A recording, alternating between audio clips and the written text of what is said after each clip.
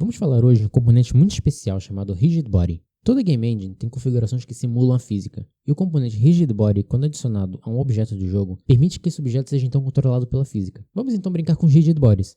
Aqui no Unity eu vou criar uma nova cena vazia, apertando o botão direito, Create, sim. Vou entrar nessa nova cena, e aqui dentro eu vou apertar o botão direito na hierarquia, escolher 3D Object, Cube. Vou resetar a posição desse cubo, e aqui no inspetor dele eu vou clicar em Add Component, e vou procurar por Rigid Body, e vou selecionar. Se a gente apertar Play agora, o cubo cai. Mas então vamos criar um plano para evitar que ele caia. Então clica com o botão direito na hierarquia, 3D Object, Plane. Eu vou resetar a posição desse plano aqui, vou colocar ele um pouquinho mais para baixo, e agora para não ficar um objeto branco em cima de outro objeto branco, eu vou criar uma coisa chamada um material.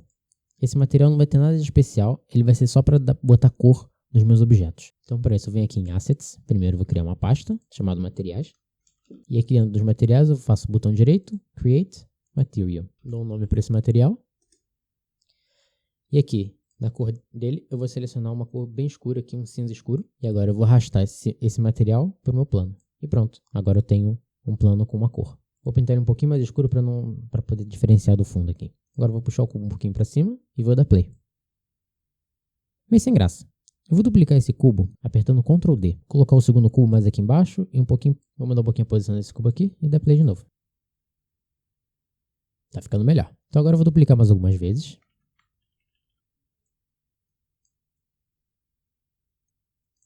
E agora eu vou dar play de novo com esses cubos todos. Nice. Muito bem, deixa eu remover esses cubos todos aqui. E vamos dar uma olhada aqui nas propriedades do Rigid Body. Se eu quiser, eu posso desabilitar a gravidade. Se eu desabilitar e der play de novo, esse cubo agora está voando. Vou reabilitar aqui a gravidade. E eu também posso desabilitar, por exemplo, a rotação. Então olha o que acontece nesse caso se eu duplicar esse cubo e fazer como eu fiz antes, só que agora sem a rotação. Muito bem, vou deletar de novo o cubo, colocar ele aqui para perto do plano. E vou pegar aqui meu script de jogador que a gente fez nas últimas aulas e vou colocar para dentro desse cubo. Vou também aumentar o tamanho desse plano, selecionando ele e apertando com o botão Scale Tool ou a letra R. Então agora se eu der play, eu consigo controlar o cubo. Vou aumentar um pouquinho o tamanho do cubo para parecer que ele é uma caixa de sapato, dá a impressão de que é um carrinho. E agora eu vou colocar outros cubos aqui na cena para eles servirem de obstáculos. Vou também criar um novo material, só para diferenciar ele. Vou pintar esse material de azul dessa vez. Então não esquece aqui de desabilitar a rotação. Eu fiz um pequeno erro aqui. Eu deixei o script de jogador nas outras paredes aqui, então vou só remover esse script daqui. E agora eu vou dar play. Eu consigo então mexer, bater nos meus outros cubos. No momento eu consigo empurrar essas paredes usando a força do meu carrinho. Mas se, por exemplo, eu vier aqui nesses cubos e aumentar a massa, por exemplo, para 300, e der play de novo, eu agora não consigo mais empurrar essas paredes. Agora, uma coisa interessante é que se eu vier nesses dois cubos aqui e remover o componente Rigid Body e der play de novo, eu vou ver que eu continuo batendo nesses objetos.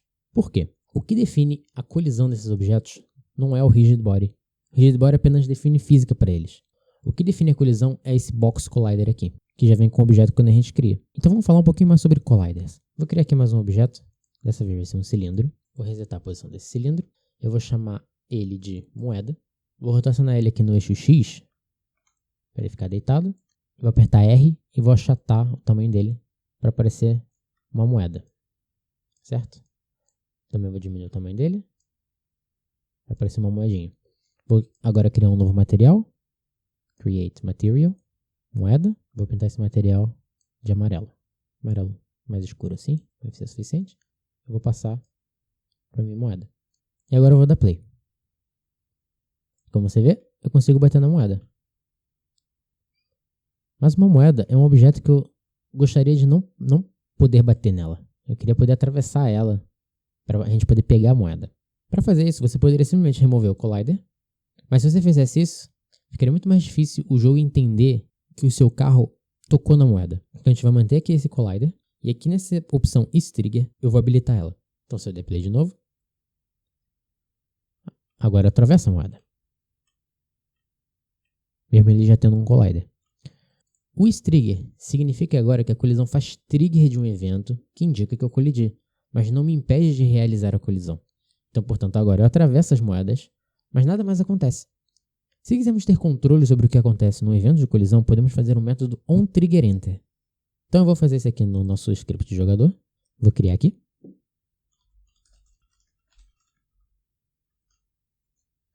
Esse método aqui é um dos métodos padrão. E ele vem com um parâmetro collider, em que ele te dá um objeto de colisão. Então aqui dentro eu vou escrever um debug para dizer que houve uma colisão. Eu vou escrever objeto de colisão.name, para saber qual foi o nome do objeto em que eu colidi. Então se eu salvar esse código, voltar aqui para o Unity e dar play, eu continuo atravessando a moeda, mas dessa vez eu tive uma mensagem aqui embaixo, houve uma colisão. Isso aqui aparece na minha caixa de console. Então se você clicar nessa mensagem, aparece aqui essa caixa de console, ou você pode vir aqui em cima em Window, General, Console. Mas então tá aqui uma mensagem, se eu sair e entrar de novo, a mensagem repete. Então ele vai detectar cada colisão.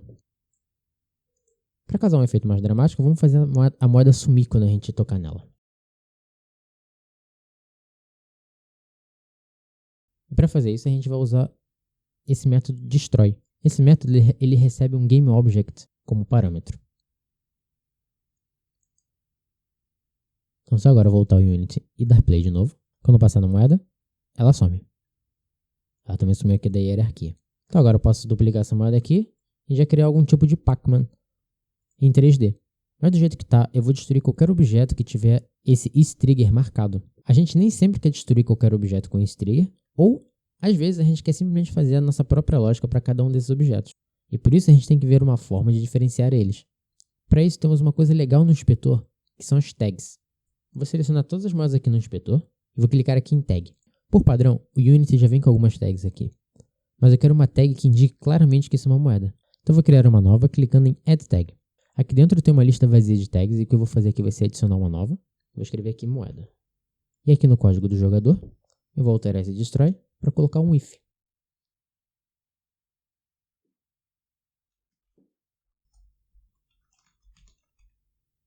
E pronto, e o que eu estou dizendo aqui é que eu só vou destruir esse objeto caso o objeto de colisão tenha uma tag que seja igual à moeda.